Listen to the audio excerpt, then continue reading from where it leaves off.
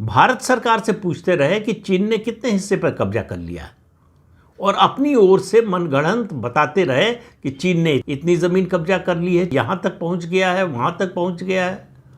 सवाल ये कि जानकारी आपको कहाँ से मिली है? सरकार ने संसद में, संसद के बाहर प्रधानमंत्री ने, रक्षा मंत्री ने, सब ने बताया कि 1 इंच भी ज़मीन इस गलवान कॉन्फ्लिक्ट के जरिए चीन ने भारत की कब्जा नहीं की है। उसने जो कब्जा किया वो 1962 में, और उसके बाद भी वो सलामी स्लाइसिंग करता रहा है, लेकिन गलवान संघर्ष के समय चीन 1 इंच जमीन भी भारत की कब्जा नहीं कर पाया।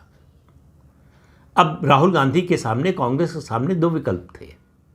एक, भारत सरकार की बात मान लें, अपने देश की बात मान लें, देश का जो पक्ष है उसको स्वीकार करें, या दुश्मन देश के पक्ष को स्वीकार करें।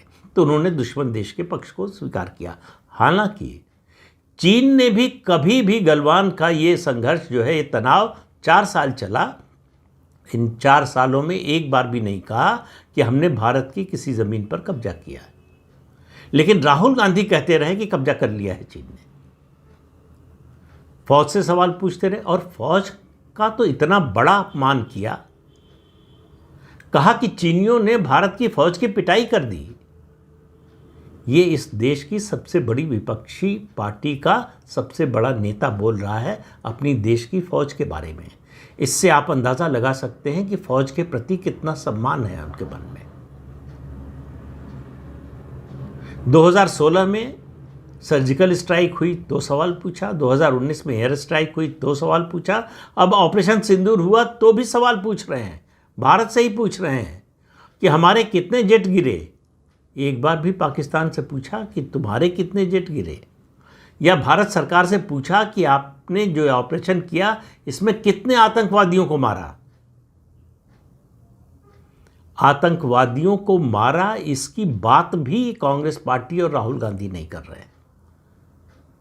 जरा सी बात मल्लिकार्जुन खड़गे ने की। दुनिया जिसको बहुत बड़ा और बड़ा निर्णायक ऑपरेशन बता रही है, भारत की बहुत बड़ी जीत बता रही है, उसको मल्लिकार्जुन खड़गे कह रहे हैं कि छुटपुट कार्रवाई कर दी। इससे आपको पता चलेगा कि भारत के बारे में, भारत के सम्मान के बारे में, भारत की प्रतिष्ठा के बारे में इस पार्टी का क्या रवैया है। मैं बात कर रहा था MOU की, तो पहले कांग्रेस ने किया, उसके बाद पाकिस्तान ने किया।